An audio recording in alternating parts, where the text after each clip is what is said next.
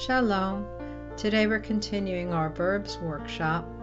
I hope that you are comfortable now with all the suffixes which create the perfect tense, which we would consider to be the past completed action tense.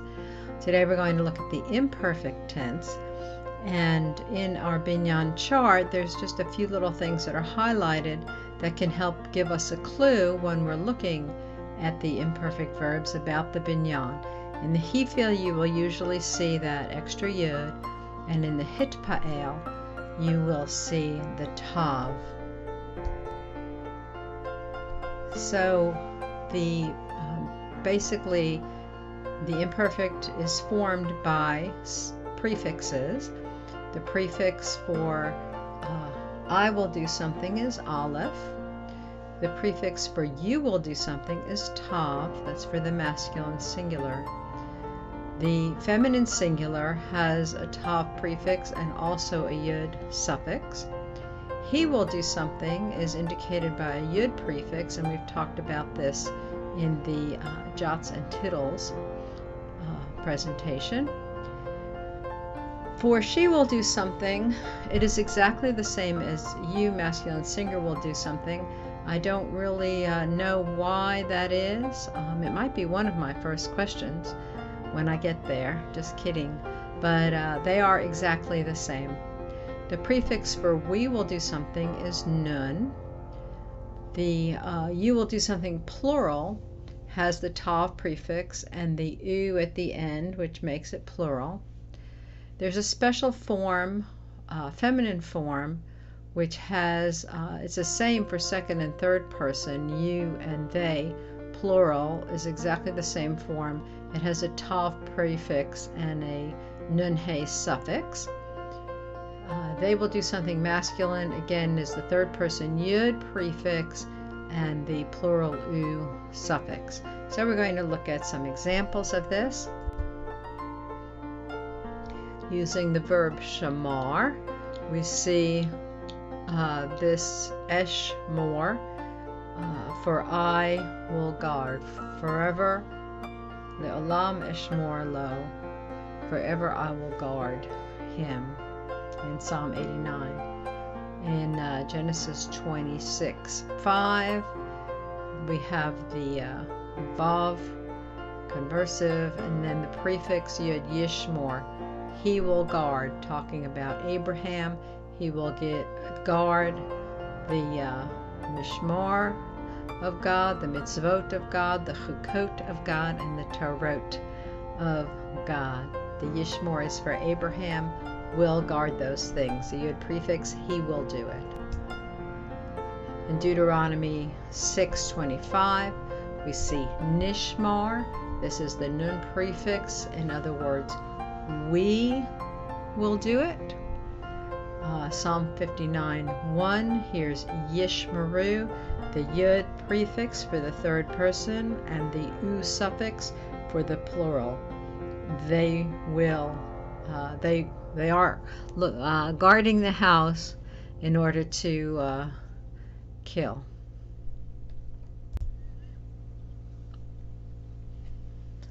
In Judges 13:13, we see a form tishamer.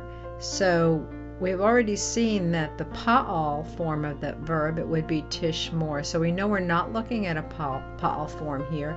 The extra syllable is an indication, and this is a nifal form.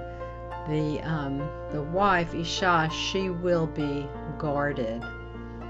In Job 14:7, here's a similar form, yikaret. Karat means to cut, but he is not cutting something.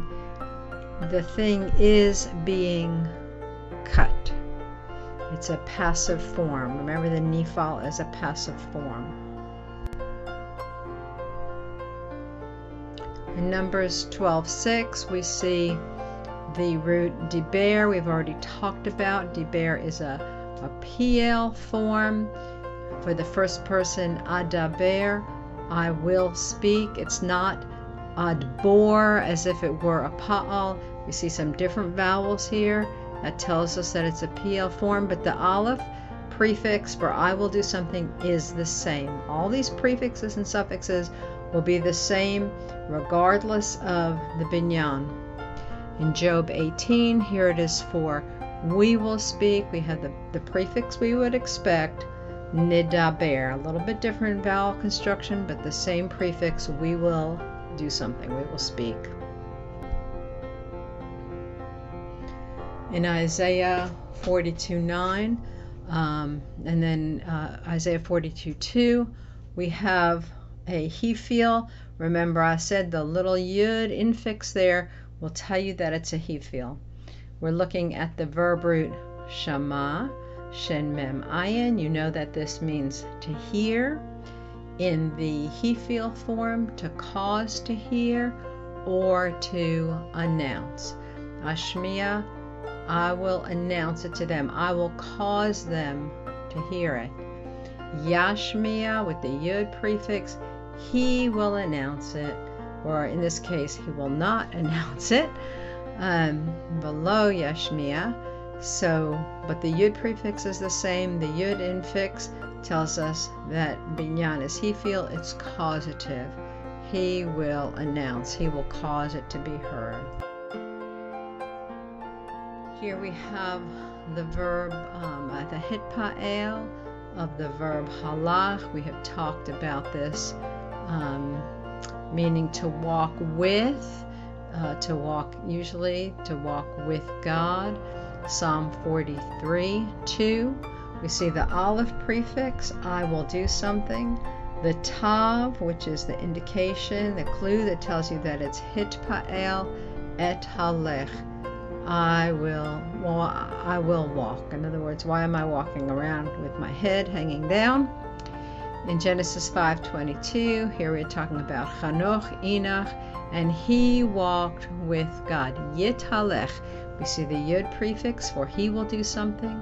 The tav telling us that it's hitpa'el, and then the root holech. So those are some examples of the prefixes that are seen in the verbs that tell us that we're looking at an imperfect form, a kind of a future form.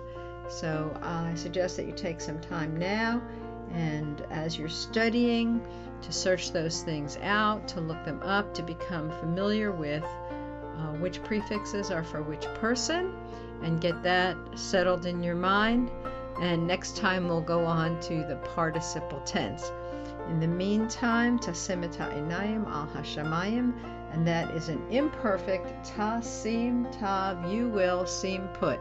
Keep your eye on the sky, your redemption draweth nigh. Shalom.